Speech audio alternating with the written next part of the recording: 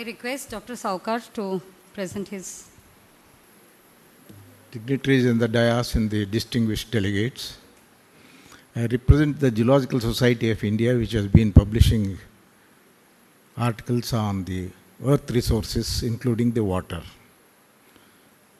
We have been thinking about and we have been writing about the linking of rivers since 2013 and all that. We consider that there are two sources of rivers. One is the northern rivers, which are fed by Himalayan snow and also water, rainfall.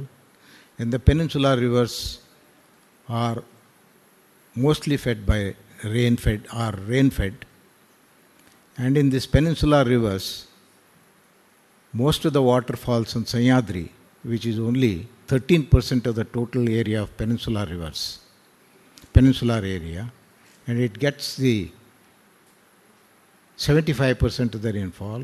All the rivers take their origin in the Sahyadri and flow towards the Bay of Bengal, where are short rivers which originate in Western Ghats or Sahyadri, flow towards the Arabian Sea and takes much more water than what is taken in the eastern side.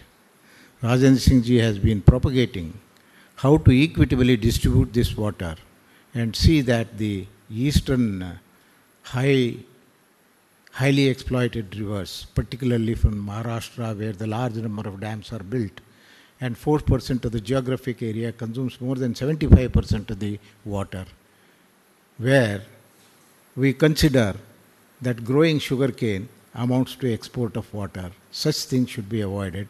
Taking this into consideration, this seminar and the ancient values, how to distribute equitably the water, which is the most important source of nature, has to be resolved. I do hope that this seminar will give some guidelines to the Niti Aayog how to come forward with the solutions.